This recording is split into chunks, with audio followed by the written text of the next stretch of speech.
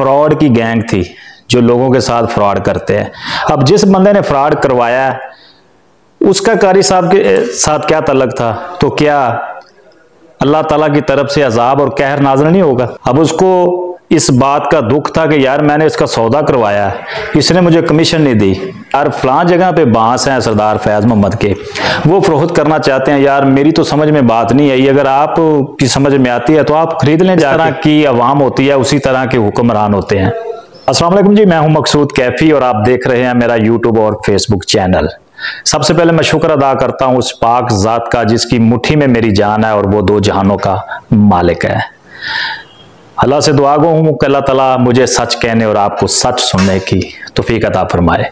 नाज़रीन, मुल्क पाकिस्तान पे आज बात करेंगे कि जो हमारे मुल्क के हालात हैं वो क्यों हैं, जो खाना जंगी, जो कशीदगी इस वक्त पाकिस्तान के अंदर मौजूद है, उसकी बेसिकली रीज़न क्या है। तो कहीं ना कहीं हुक्मरान तो इसके ज़िम्मेदार हैं ही, कहीं ना कहीं जो आवाम है, जो आम आदमी है, जैसा कि मैं और आप, हम भी इस सूरत हाल के ज़िम्मेदार हैं। कैसे, वो मैं आपको एक मिसाल देता हूँ, उसके बाद फैसला आपने करना है। कहते हैं कि जिस तरह की आवाम होती है उसी तरह के हुक्मरान होते हैं, और ये मिसाल भी सच बैठती है। यहाँ पे आपको बताता चलूं कि कसूर की तहसील चूड़ियाँ इलाहाबाद एक शहर है, यहाँ पर एक इमाम मस्जिद है हाजी मोहम्मद साहब। अब इमाम मस्जिद हैं, उनके साथ जो यहाँ पे हुआ है वही मिसाल है, और आपने फैसला करना है कि जब हम लोग अपने मुफाद के लिए अपनी खातर छोटी छोटी ऐसी हरकतें करेंगे तो क्या अल्लाह ताला की तरफ से अजाब और कहर नाज़िल नहीं होगा? वो बंदा इमाम मस्जिद है, बगैर तनख्वाह के काम कर रहा है, नमाजें पढ़ा रहा है, बच्चों को पढ़ा रहा है, और साथ उसने अपना रोजगार चलाने के लिए बांसों का कारोबार शुरू कर रखा है। उसको कॉल आती है एक बंदे की, यार मैंने बांस फरोख्त करने हैं, आपने लेने हैं, आपकी समझ में आ जाए तो भाई ये सौदा है जो वो बहुत अच्छा है, आपको अच्छी प्रॉफिट मिल सकती है, आप देख लें।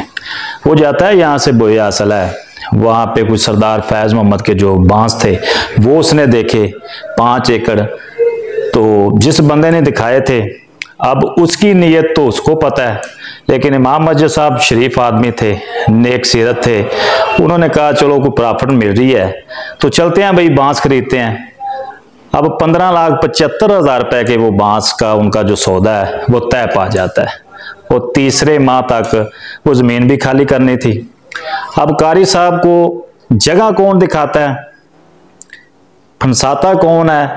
ये बेसिकली एक फ्रॉड की गैंग थी जो लोगों के साथ फ्रॉड करते हैं। अब जिस बंदे ने फ्रॉड करवाया है उसका कारी साहब के साथ क्या तल्लक था, ये भी मैं आपको बताता हूँ। उसका तल्लक ये था कि ये आसिफ नाम का ये एक शहरी है इलाहाबाद का, उसने कुछ अरसा पहले परवेज नाम के बंदे के साथ कोई डील करवाई थी, कोई बांसों का ही सौदा करवाया था, तो वो परवेज नाम के बंदे ने उसको ना कमीशन नहीं दी। अब उसको इस बात का दुख था कि यार मैंने इसका सौदा करवाया, इसने मुझे कमीशन नहीं दी, तो ये कौन होता है भाई? अच्छा, बात उसने दिल में रख ली। अब जो फ्रॉड गैंग है, परवेज का नंबर दे दिया है उस फ्रॉड गैंग को आसिफ ने। वो उनको कॉल करते हैं कि परवेज साहब हमने बांस फरोख्त करने, आपने खरीदने हैं। अच्छा, परवेज की यहाँ पे मैं समझूंगा कि खुशकिस्मती थी कि उसके पास पैसे नहीं थे या उसका इरादा नहीं था, उसने कहा नहीं यार मैंने नहीं खरीदने। तो बाई चांस बैठे हुए थे हाजी मोहम्मद साहब जो इमाम मस्जिद साहब थे और परवेज ने वहां पे शेयर कर दिया कि यार फलां जगह पे बांस हैं सरदार फैज़ मोहम्मद के, वो फरोख्त करना चाहते हैं, यार मेरी तो समझ में बात नहीं आई, अगर आप की समझ में आती है तो आप खरीद लें, जाके देख लें सौदा।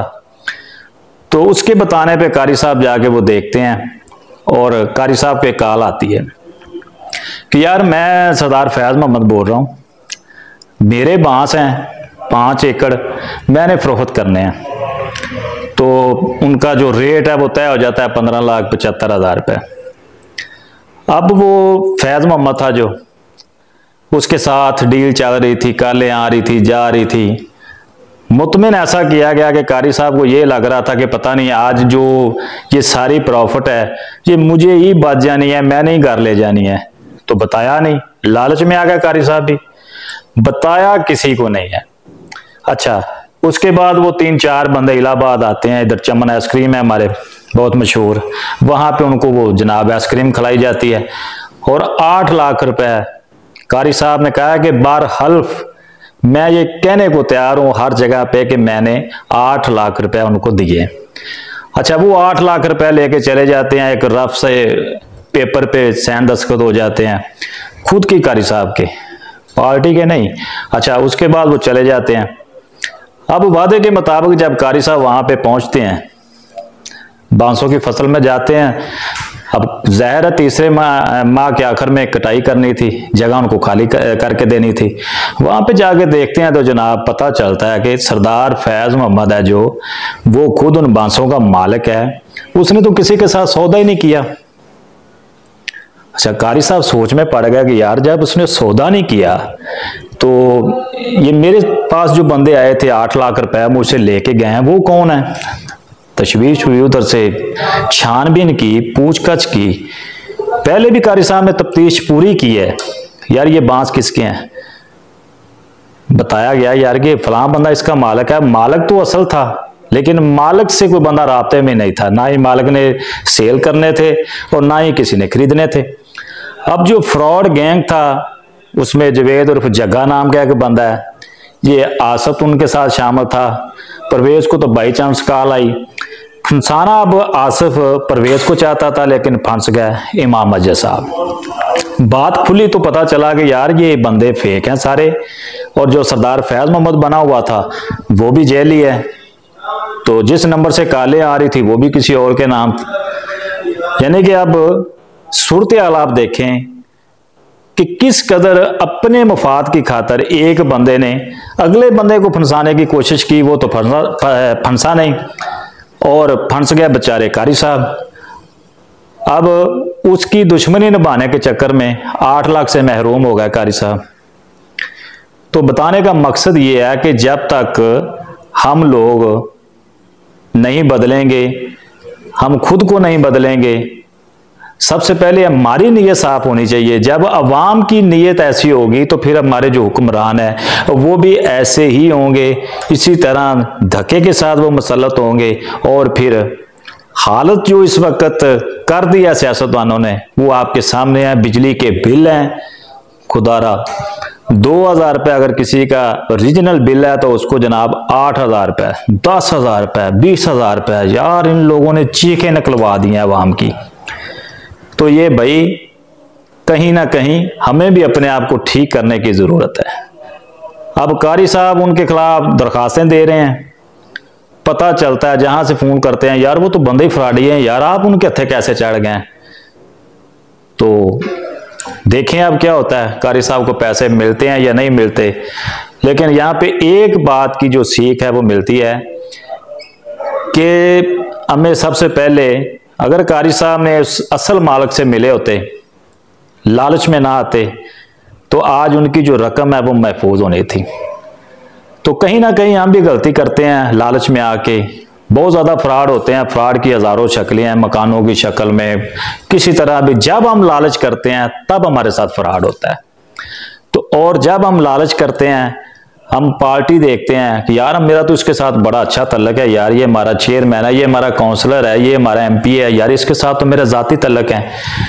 तो हमने जब तक ये नहीं देखना कि यार ऊपर हुक्मरान कौन है, ये हमारा एहसास कर भी सकता है कि नहीं कर सकता।